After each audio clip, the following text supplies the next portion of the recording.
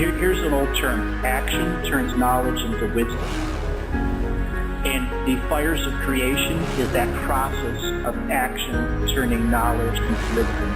We all know, but until we do, it's not the experience and the understanding of the experience that it takes to understand it. Experiential situation is really what it is. It's not about what you do and all of the things you create or don't create. It is truly about lifetime to lifetime endurance and gaining joy and happiness out of it. It's not about success. It is just about joy, happiness, and love. Have you been finding yourself stuck in a rut, unable to launch your new projects, not getting the experiences you're looking out of your spiritual experiences? You're trying to start a business and running into troubles? I have special coaching sessions for you. Spiritual readings, Akashic Records, healings, all those are available to you. I invite you to come and look at the different journeys that I've done in the live shows that I've done.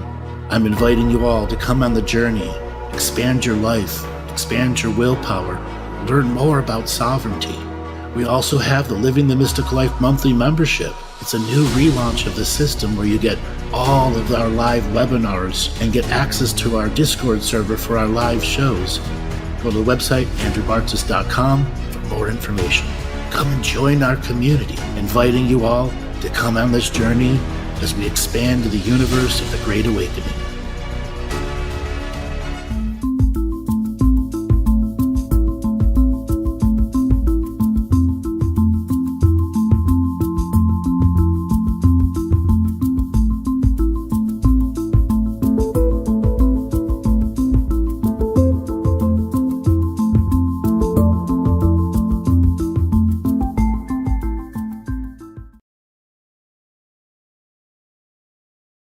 Welcome, everyone, to another adventure into reality.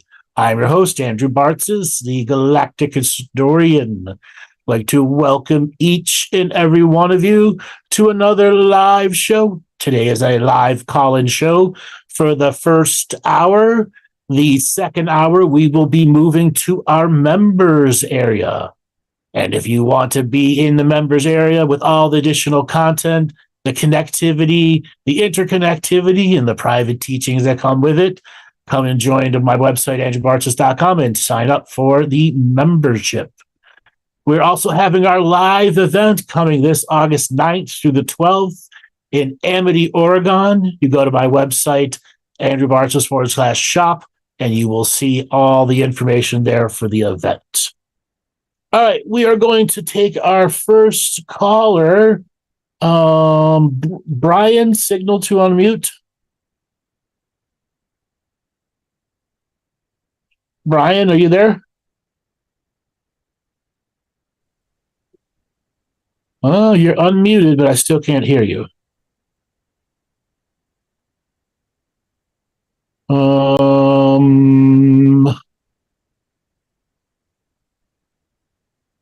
You got to put a headset or something. Yeah, none of your audio is not coming through. Okay, that sucks. No, I can hear you now. Oh, hey. Look at you fixing it. All right. Thank you for being patient. It's good to be here, Andrew. Okay. So what do you want to talk about today? I was wondering if you could look into any of my past life history as a wizard or magician. Okay, for what reason? That's kind of my path in this life right now. So I just kind of wanted to see what led me to where I am. What exactly does that mean as your path? Just who I am. Do you practice on a regular basis that type of material? Yes. About how many hours a month do you do? How many hours a month? Yeah. I would say total 10 hours a month. So maybe not as good as I should. I know, that's pretty good. That's pretty good. That's dedicated. Okay, and what modalities do you use? I do hermetic magic as well as Taoist internal alchemy. Okay. Do you travel to places and spaces in your projections? Well, I visualize. I'm not sure if I actually go anywhere, but I do visualize in my practices. Okay. And what kind of successes have you had with your practices? Hmm. I generally feel healthy. I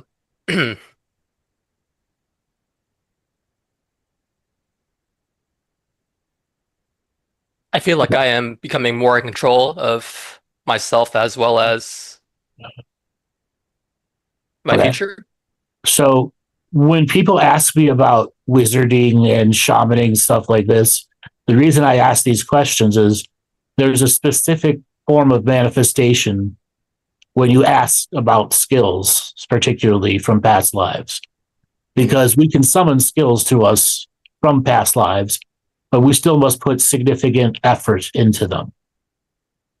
These are some of the past life skills that are available, but at the practice level that you're at right now, they're available level until you're at least 25 hours practice a month with clients moving through you at least 10 a month. Clients meaning subject matters and people you take on as an exchange for energy to do your practice. Hmm. And now this is a scale I use. This is just for me. There are certain people that get wisdom and do nothing with it. And then there are people who get wisdom and do too much something with it. And you fall into the latter. You will do too much with it. Does that make sense? Yes, would it be too much good or too much bad? Just too much in general, which will overload yourself and put you into out crash and burnout mode. I see. Okay? And potentially worse if you dabble into areas that stick with you for long periods of time. Essentially, this means you can't be a dabbler anymore. And if you, unfortunately, until you reach the higher level, that's just where it's at. I was a dabbler for the longest time until I had to dedicate. Now, past life things are directly influencing you right now. Card cheating. You ever cheated at cards?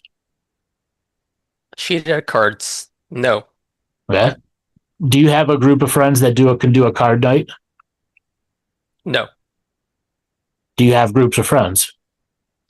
I have a very small group of friends, and they live in different places, so it'll be hard to get them together. All right. Well, this is a people thing. So you ever seen 3-card Monty where they move the rock under the cups? Yes. That is a form of street magic. It's not all sleight of hand. Okay. So sleight of hand as a powerful magic for you. Now that means you can easily practice sleight of hand techniques, card tricks, all sorts of hand-eye coordination stuff. That would be something that could be very, very life-altering for you if you understood it as it came in the skin suit, not as a personal karma.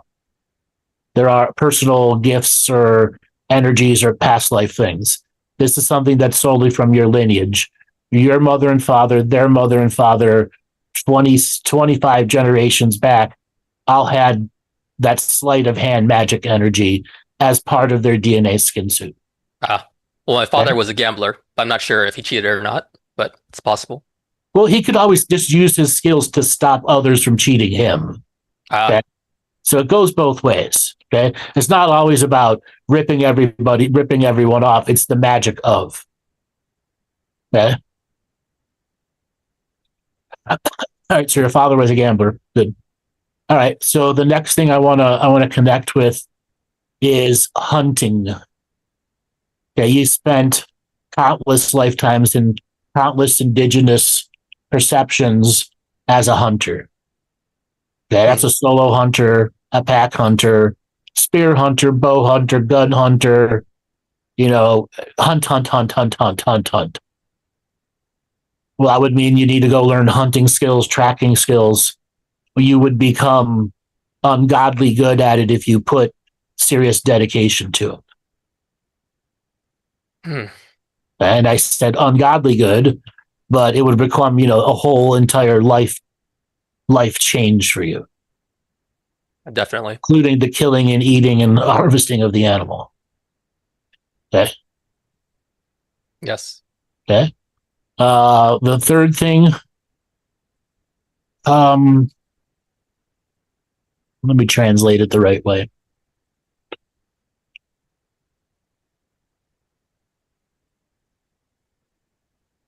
So, how familiar are you with colors? Do you know the color wheel really good?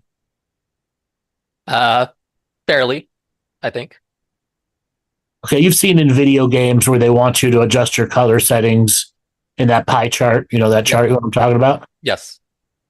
All right, so I want you to think of the color directorate with language.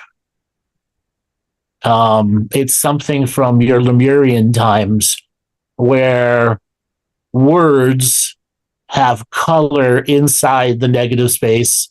The negative space outside could potentially have color or no color, which is a pattern of perception. And you were a color word encoder, which was very difficult for other chromiolog societies who were time travelers to read that specific text that was put on a specific piece of, you know, pad / technology, that unless you understood the color code innately as a Lemurian, you would never be able to read the text. And it was a way to also prevent psychic remote viewers from trying to read the subject matter. It was a powerful counter-espionage tool. Which also means you can read the color of the sky, the clouds, and other things too. So it's not just that, it's like with words. Okay, that's all the only way I can describe it. You'd be a master translator of that. That's interesting because I am aware of a certain system of magic that uses the colors and along with words, like vowel sounds. There's many schools of magic. Alphabets. Yes, yeah. See, here for those things, you need to create spiritual experiments that, let's say, because you could just go and buy those little smoke bombs that they have for 4th of July. Mm-hmm. You can get ones that are red, that are yellow, that are green, that are blue, so on and so forth. And if you were to do it at night with a light on the ground, you'd have a greatly amplified experience. Does that make sense? So just by the seeing the manifestation of the color, that it's a way to break the alchemy come alive with frequency and vibration, and allows you to play in the physical manifestation and bring it to the ether to help start shaping it. Taking the energy of the environment, the color and the smoke, and you're bringing it to an apex point where you're taking this creative energy and that energy that's around you and shaping the ether for it to become real. I see. Okay. And then you make the transition from ether to reality. And that's where you generally ground the energy into a subject or an object, you know, and you create unique fetishes out of it, or you release it back to the wisdom of the universe after you learned the lessons with it. So I translate the energy into my physicality. Is this? Yeah. Yep. And going back to the hunter aspect, is that why I have a certain talent for invisibility? I've noticed throughout my whole life. Yes, you can just enter the shade realm, which is not shadow. Yeah, because there's been many instances where I'm just standing there with a full group of people, and they're like, "Hey, where is he?" Yeah, I'm just like, "Oh, hey, I'm right here." Yeah, that's also part of your something out for people to forget you. It's a pheromone you put out. So would that be more in like my skin suit technology then? No, that's something that's your personal, environmental, political, spiritual, physical, and emotional traumas manifested into a character flaw that's very difficult. You just ignored it too long and allowed the antisocial behavior to overtake regular social behaviors through isolation.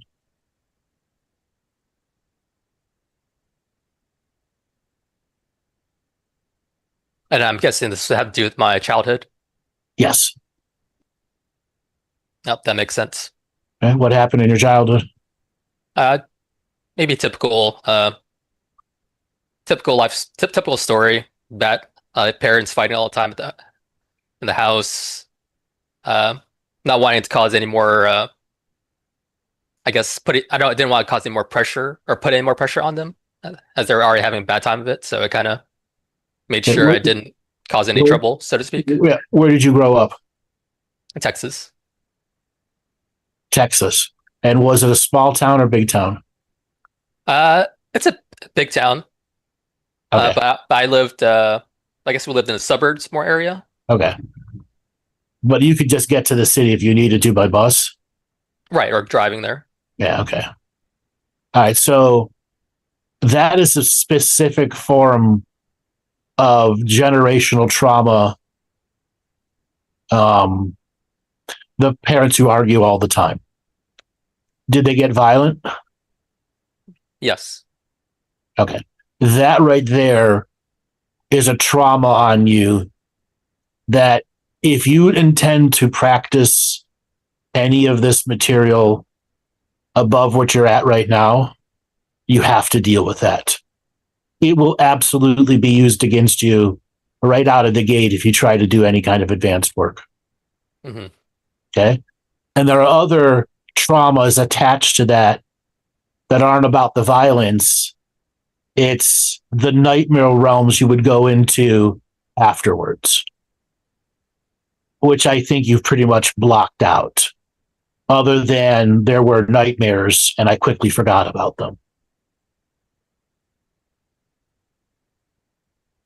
Do you remember any nightmares? I don't usually have many nightmares, but I guess could be because what you're saying, I forget them. What about when you were younger? Younger, I had a few nightmares, yes. And there were a couple of times when I would go stay over at my aunt's house, which was, I guess, a haven, so to speak, from the chaos. Right. That is when your mother and father were haunted by their own ancestral demons. Mm. Filling out the karmic negativity between them. That also has to be taken care of. These are all weaknesses in your fundamental frequency that, with the power of the ability to just blow out a candle, that's how weak your field is, even though it's bright of energy. It just can't sustain a hit. What do you do for a job? I'm an astrologer. How often do you do it? I do it pretty much every day. Like 10 clients a day, 5 clients a day? Probably about a couple a week. How do you survive on that? I live with my family. Okay. So 2 clients a week, is that success? No, I could definitely do a lot better. Okay. What other services can you do?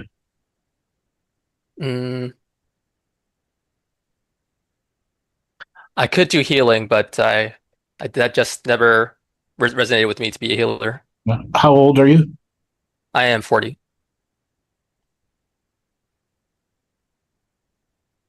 All right, I'm going to give you a recommendation. And you are failure to launch incarnate right now. Mm-hmm. I know that might be a little harsh, but you are literally failure to launch right now. No, thank you for telling me. Okay. And you need to launch.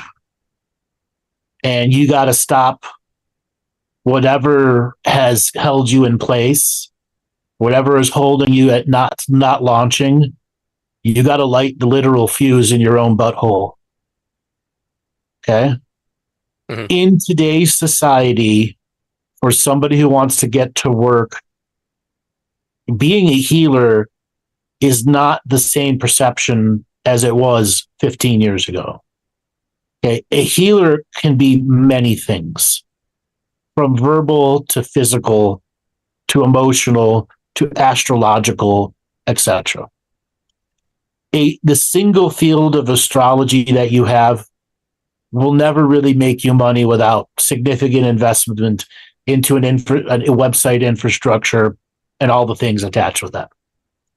And that doesn't guarantee any real income to make a difference, because you have to compete against the entire other market. All right.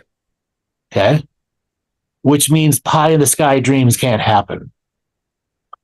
So my advice is you go and find a local school that does a massage therapy license for like 4 months or 6 months. And before you moan and groan, I'm not a healer, this opens you up to the business of magical practitioner. In the beginning, you will never be able to sell it as magical practitioner. Okay? You will sell it as healing body work, the modalities that you do, the specific things that you deal with. Eventually, you will build clientele because they know the density of your energy and your ability to get rid of problems within inside them. If you were to finish the 4-month class, pay off whatever debts you can because you have decided to go and get a job to pay for this stuff too, because your balance and bank account is where you will get your real growth. When there's money in the bank account and all the bills are paid and no one's nagging at you to get a job, until that's truly out of your frequency for a long period of time, you're going to remain fiscally irresponsible because of the chaos that goes on in the choice points that you make. So fiscal responsibility is absolutely vital for you. As you understand, this 4-month class requires this payment. If I can get the money for somebody, great, but I still need to go out and get a job, even if it's 1 day a week. And I have to put aside my astrology dreams because right now it isn't getting me anywhere. It is a skill I've learned. It will be with me the rest of my life. But for the next 6 months, I got to put it aside other than doing my own forecast for my own self. Is that clear? Yes. And the next thing is, what is your relationship with food? I eat probably about once or twice a day. Okay. Why? Just don't feel a need for more than that. All right. So that is a program inside you that it's limiting your ability to have energy over extreme long periods of time without you going through emotional energy releases from your gut demanding you give it food when you're ignoring it. And you've increased the skill to ignore your gut saying, I need food, to the point where it strips the body of muscle all the time. Okay? And whenever you're in a body stripping muscle of its protein all the time, you create body-based depression, where the body is literally having a very difficult time generating and maintaining high frequency. Okay? Should I double my intake then? No, you need to start counting your proteins. 40 grams of protein every day, minimum. And then you have to figure out, you have no real job. You should be advancing your practicing concept and start to do regular rituals, regular ceremonies, regular magical practice as practice. Okay? You need to train the body to hold the high frequency so the puff of blow doesn't blow out the candle. Okay? You need to be a solid torch flame that 60-mile-an-hour winds aren't going to put out. That's what was required of the body, mind, and spirit as a complex being who becomes that type of practitioner. Okay? You can be overweight, you can be underweight, you can be whatever it is, as long as you maintain the body's need to not strip itself its own muscle of protein, and that you have regular water intake, vitamins, minerals, nutrients, that stuff is met over long periods of time with practice included, is where your skills, your daily practice really show you magic behind them, which is the part of the journey you're at. It's real, but you're right on the border of I need external validation versus I only need internal validation. Does that make sense? Yes. And once you get out of the need of external validation and whatever subtle programs that lure you out of your body and work on inner validation through the practices and experiences, as well, you will get to the next level as a practitioner. And then to some of these skills like hunting, it costs nothing to learn it, but it does require somebody to help teach you to learn it. Okay? You can go to hunting classes. You can meet cool people. You can find out where to go and walk the land. Buying a gun is really simple. Okay. Right. Bow and arrow fishing is great. Okay. You can do that year round just about anywhere. That's probably one of the cheapest things to get into. For a $60 bow and arrow and with a fishing rig on it, you can go fish hunting with it. Mm. Well, I do have a rifle, so that's taken care of. Okay, what kind of rifle? AK. Yeah, you're not hunting with an AK. Oh, I also have a 22. You have a 22 long rifle? Yes. Okay, that will be okay. You're not going to deer hunt with that. Okay, but you can start hunting many other things with it first. Okay. Mm-hmm. So your 22 is a great thing to begin learning hunting with. Okay. But you also got to learn the trail knowledge. So start watching some of those YouTube videos on trail knowledge and then get out on the trails.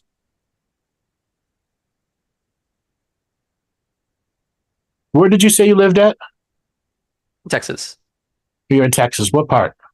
Houston. All right. So Houston. How far is the ocean? Probably about 5 hours away. Okay, do you ever go to the ocean? Not very much, no. If you were to go, would you be able to for a day or two? I could. I think it's important that you go walk the coast. Like pick a beach that's got like a 2, 3, 4 mile beach and just walk it up and down. Go spend a half day walking at the beach. It will do tremendous for moving some of this stagnated philosopher energy inside you. You need motions of energy. The environment that you're in is static and unchanging and toxic to you.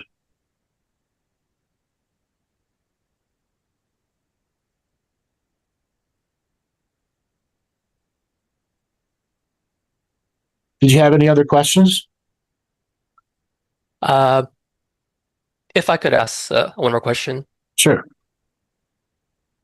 I had an ex-lover who committed suicide in 2023, and I had no idea that happened until about 6 or 7 months later, and I had a feeling that I should look up her or see how she's doing, even though I hadn't thought about her in at least a decade or more. Uh-huh. And then that's when I went down the rabbit hole and found out what happened to her. Okay. I was wondering if you could see how she is doing right now. Oh, she's moved on with life. She's not intending to come back in for a very long time. But her soul was already on the journey of, I'm not going to come back in.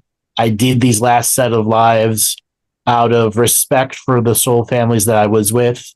But now I'm done. And until there's the shift completely, she's not planning to come in until the 3rd or 4th generation of change after our change begins. So she's gone on. She's back at her high levels and experiencing the wonders of the universe. And then she's basically checked out over here until it's ready to return, time to come back. Is she aware that I care for her? Oh, yes. She's in the infinite state. And she was the one that actually sent you the impulse to look her up. That makes sense. Yeah. And on the day she died, Christmas Day, and on that same day, I felt an awful episode of nausea in the center of my gut. That I never feel nausea or nauseous. Well, that means you're psychically sensitive. And was that due to her? There was a connection between the two of you. Mm. Okay.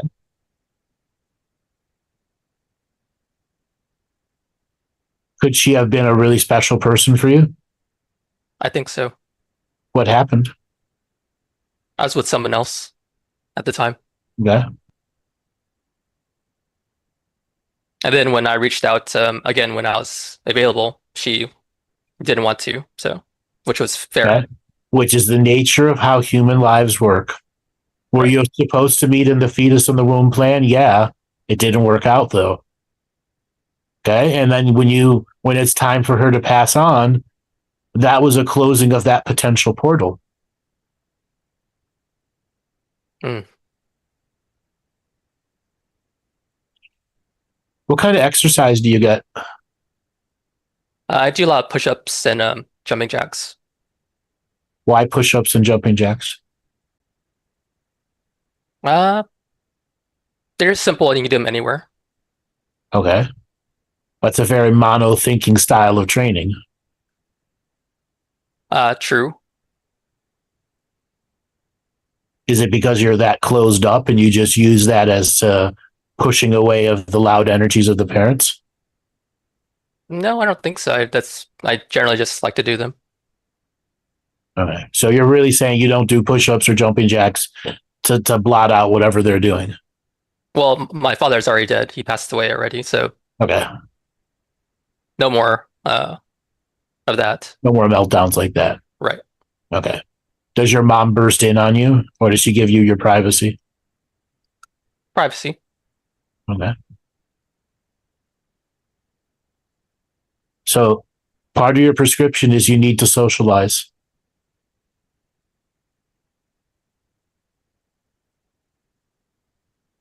You got to figure that out. In person. You don't just learn to be a practitioner. Practitioners have clients and customers. And you've got to open that part of yourself up. Is this more in person or can it also be online? No, you're going to be doing in-person stuff. You could do some sessions online, but if you go and get a massage license, like I said, that gives you legal ability to do work on a person that can include many other modalities. Now, being a healer, as you said, you may have not had the call for it, but it's what you need right now to jumpstart your failure to launch right now. We got to hook some jumbo cables up to your nuts, okay? And we got to get the energy flowing through you very hard, and it's got to make a deep reaction. And classes like this will help because people work on you, you work on them, you learn all these techniques. It's a very difficult time to get through. But on the other side, you have all the license power to go and open up a shop, and you can use other, like I said, magical modalities to help clear out people, etc. Like in the beginning, you're not selling magical things. You're selling how good is your energy and is the capacity of a well-practiced energetic person, the type of energy practitioner to become is through the roof. And it definitely needs to be this specific modality. This massage school teaches you like 6 different modalities. It teaches you cranial sacral, teaches you myofascial, it teaches you deep tissue, soft tissue. You get a whole wide ranging techniques. And then you can specialize afterwards, which are just weekend classes that you go to. Hey, brother, I got to let you go. I've got another caller I got to get to before I go to the member show. All right. Thank you so much, Andrew. You're welcome. All right, Shayla, signal to unmute. Hi, Andrew. Hi, how's it going? It's going well. How are you? Good. What's up with you today? So I would like to have some information and a reading around my health. Okay. And also my career. Okay. Yeah. All right, so tell me a little bit about yourself so I can tune in. So I'm from Sydney, Australia. I'm 31 and I'm currently working as a bodywork massage therapist and energy healing. And I grew up with my grandparents and my mum. I met my dad when I was 15 and had a pretty intense relationship with my mum. And what type of massage body work do you do?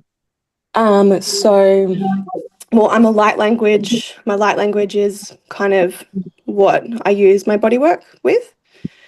So I wouldn't know how to specifically describe what I do. Are you trained in a modality or are you self-trained?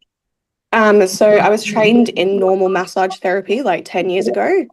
And then I have been attuned to Kundalini Reiki, and then another chi activation, which I don't actually use. And then my light language came online, and then it's been like just retuning through my light language. About how many clients a week do you do? About 20. 20 a week? Good job. Yeah. How long has that been going for now? So working full time with that has been since November last year. Wow, good run. Yeah. All right, I've been doing it for like a couple of years, but I haven't been doing it like consistently through there because I've been focusing on healing myself as well. So tell me what's going on with your body. So my whole left side feels like it just hurts, and my whole body feels like it hurts. Okay. Specifically my neck and my ovary. A little bit more than it just hurts. Is it hurts with emotion, or it hurts Yes. and I'm hiding something about what it really hurts? Okay, so my neck feels like it's definitely emotional. And then my ovary feels like I'm holding specifically my left ovary. It feels like I'm holding like multiple of people's pain in it. Okay. And that feels emotional as well, but that actually hurts physically too. Okay. How tall are you? 5'8". Do you like high heels? No. Do you wear platforms on your shoes? No. So I also my left toe. It's from my left toe. I broke my left toe twice this life. And my foot is also like really out of whack. Yeah, I can see it. Yeah. Are you in a relationship? Not right now. When was the last time you were in one? About 4 months ago we broke up. Why did you break up? Because it was with a woman and I wanted to be with a man. Okay. The times that you were with the woman, was it as same as the quality as the man, or was it a different quality? It was a different quality. And you decided that you actually wanted a man's energy instead of a woman's energy? Yeah. Okay. And what drove that decision? I think sex. Like the intimacy of having a man's energy rather than a woman didn't know how to be the man and you guys traded spaces back and forth? Yeah, totally. Definitely. Okay. All right. Any children in your life? No.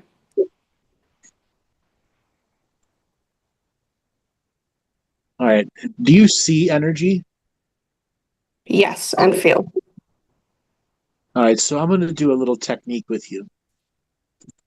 I want you to imagine that you are standing in front of you and that you pull out your wallet and you're giving yourself 300 Aussie dollars, $300 bills. And you're saying to yourself, I need help. I need you to scan me, help me understand what this energy is. I want you to see that money come into your hand, go into your energy wallet behind there, and feel it inside you. I just want you to clear yourself ready. And when you do your initial scan, like you would do on any client, what do you see about you? So I see that there's energy around my head, my left side. There's almost feels like there's like an interference of my thoughts. Uh-huh. And then especially through my ear, and then it goes into like there's a plugging in the back of my my spine where my head is, and it actually feels like it goes into another space and time. And there's almost, pardon? I want you to take both of your hands and stick it inside your hair and get a firm hold of this thing that you see energy in your crown. and your hair is just there to line you up to get it. And then you're going to pull it out of your crown chakra and let your hair rest back down. And I don't want you to let it go. I want you to look at it once you take it out of the crown chakra. It's like a wig on top of a wig. Yes. What does it tell you? What is its energy like? It's very dense. It's very dense. Is this energy yours or someone else's? It's someone else's. Okay, then you need to get rid of it. Send it to its home realm, and it can't come back. And now start pulling out of your hair, all over your crown, all over your head. Get as many of these clumps of hair extensions, fake wigs, whatever there. You got to pull them all out of your energy field in your upper body. And let me know when you're done pulling out the energy.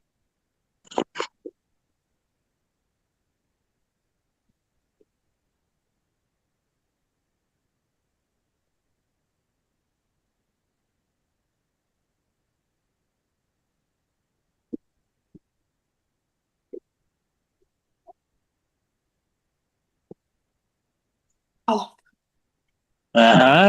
You got a good one. Yeah. A lot of this is clients. Yeah. Okay. I would say a good 60% of it is fine. Yeah.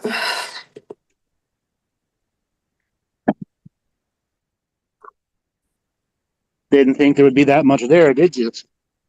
Well, I listened to one of your other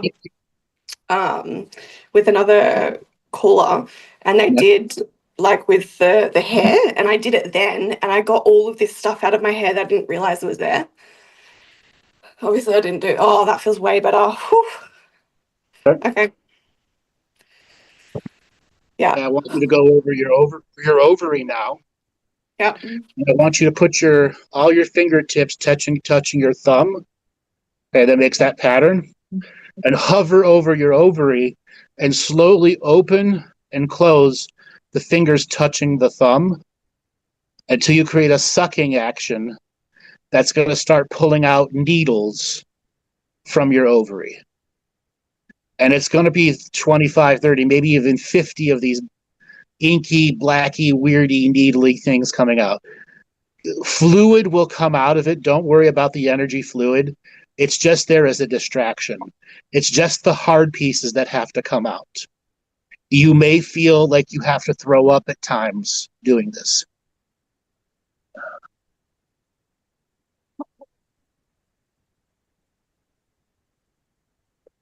This is anti-demon work you did when you were on the table working on people. What does anti-demon work mean? Meaning you killed demons in the background, 2, 3, 5 degrees of separation, and their attack back to you would be poisoning. Okay. Poisoning your ovary so you couldn't procreate.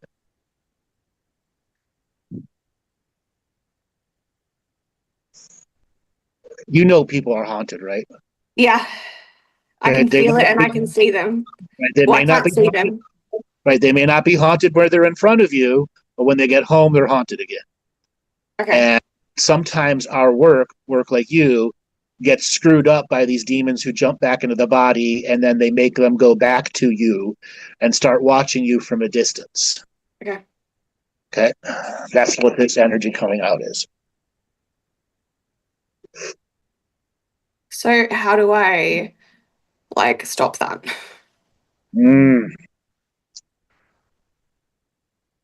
This comes down to ancestral offerings and expanding your practice, which is, if I'm doing this volume of clients, I must have a home practice that is commensurate of this amount of clients.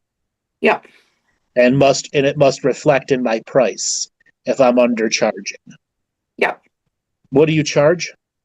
So I actually work for someone else. So I'm a contractor. Okay. So I'm only getting $60 Australian dollars for my work, but like the lady charges $135.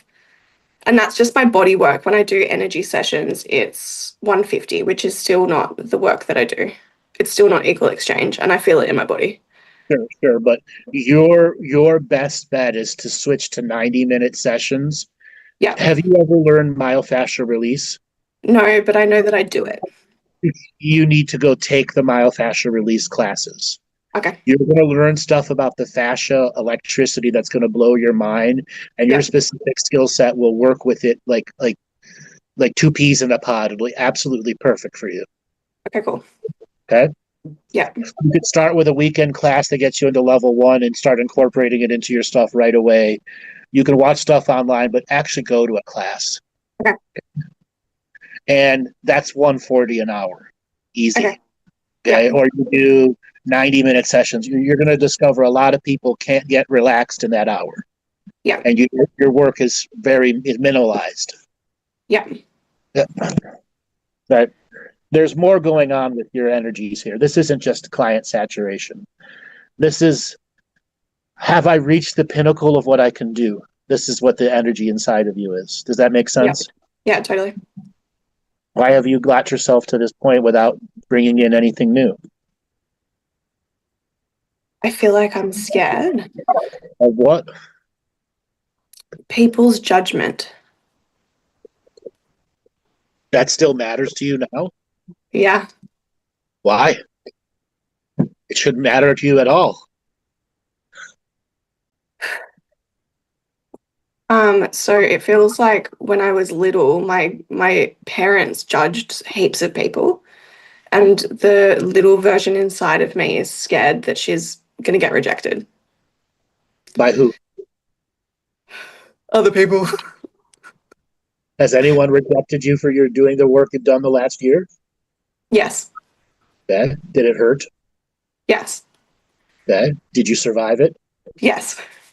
Did it ruin you? No. So why are you worried about it?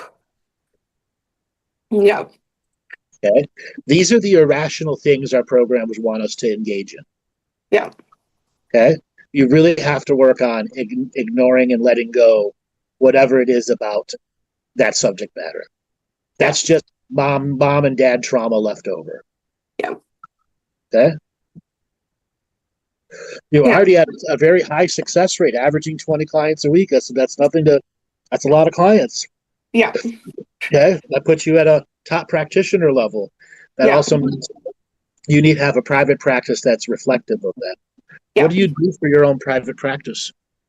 So on Thursdays, I have like ceremonial days where I either go into nature or have like my own ceremonial days at my house. But this feels like it's a lot of like self-healing. Yeah. So you threw a word that I am in ceremony all day. Not all day. Okay. That's a little light workery and a little flowery, which generally means you're really only in the ceremonial frequency for very short periods of time, not extended periods of time. Yeah. You have to end that other practice. You need one long extended period of time holding the frequency, which is the same strength of frequency you would bring to a client, you bring to your own ceremony. Okay. So an hour and a half at a time. And you need to take control of the thing that kicks you out of your body so you're not an airy fairy at the ceremonial table. Yeah. Running away and sitting down, running away and sitting down. Yeah. Okay. Yeah. And then you got to learn to do some serious energetic work on yourself during those times. Okay. Okay. What does a ceremony look like? Well, I think it's not just you going out in nature. It's you go out and do your nature walk. And when you come back, you've refreshed your body, you got yourself moving. And here's where you do something that puts alchemical energy into it. Okay. I like to tell people to do an outdoor fire. Would you be able to do one? I don't know. What about a barbecue grill? I don't have one. But you could get one, right? Yeah. Okay. Do you have a little outdoor space that you could cook something on? Yeah, I do. That's all you need to start then. Okay. So your ceremony is going to be tending the heat of the coals. Okay. You can use charcoal bricks, and you're sending energy, just like you would send energy to a client.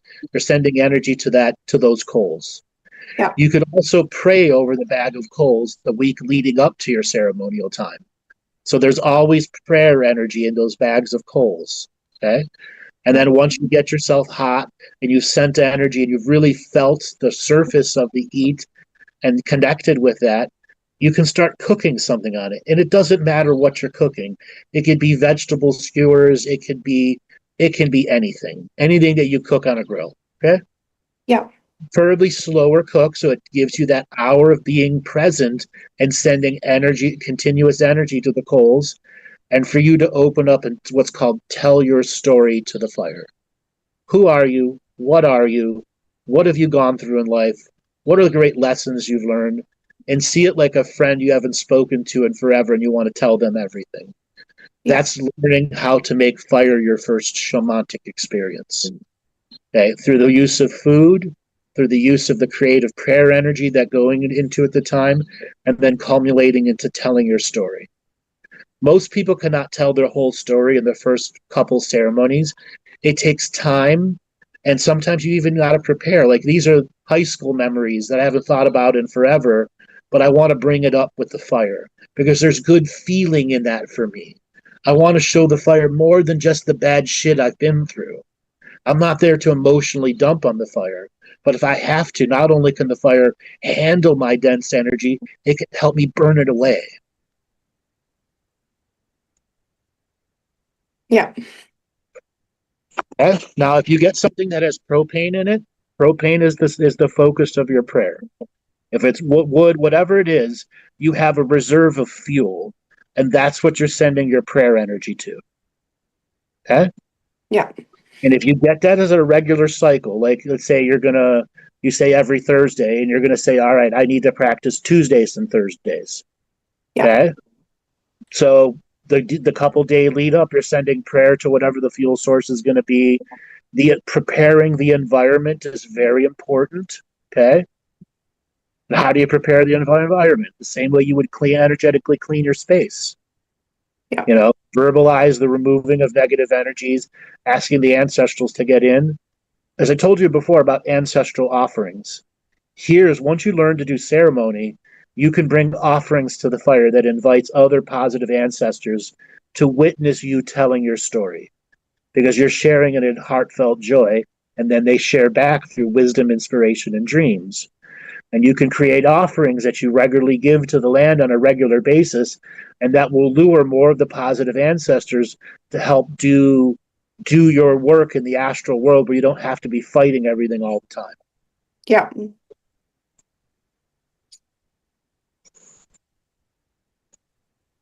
So you need to really pick up your practicing time. What's exercise like for you?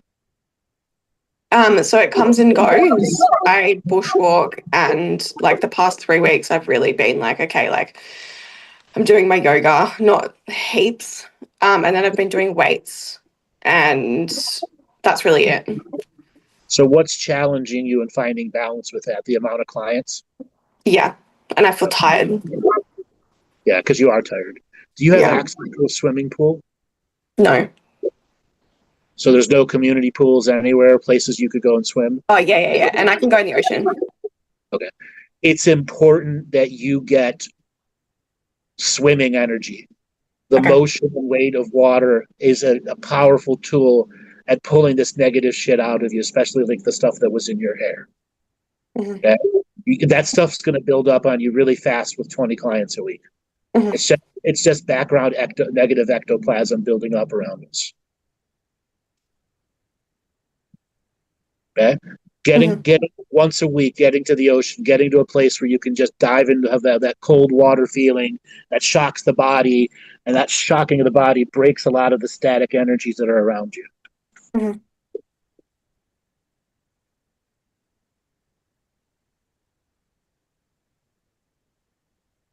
Is there anything Yeah. else you'd like to ask me?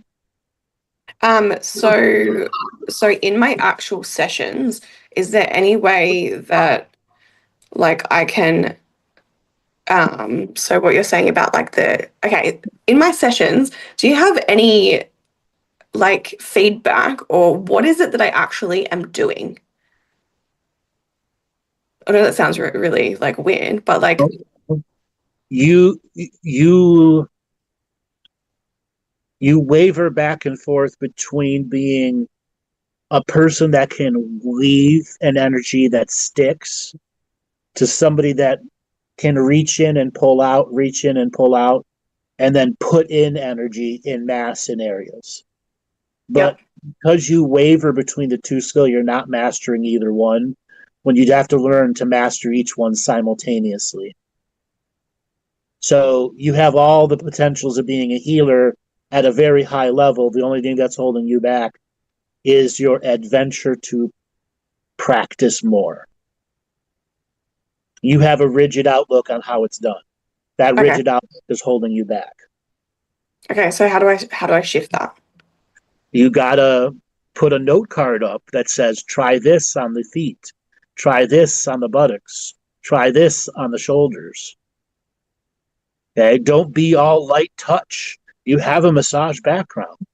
There are times you will get more out of a firm grasp of the muscle area and then a slow pull out of the energy versus airy-fairy blowing on it. Yeah, Okay? I know that. I've done that many times. It's like I can go into a specific pain and then like Exactly. precisely go into it and pull it out. Neutralize it. Exactly. Yeah. You need to become more adept with that. And then the journey of you just saying, I can do it. Why am I beating around the bush? Yeah. Okay. And then create a new routine that helps you get into it right away.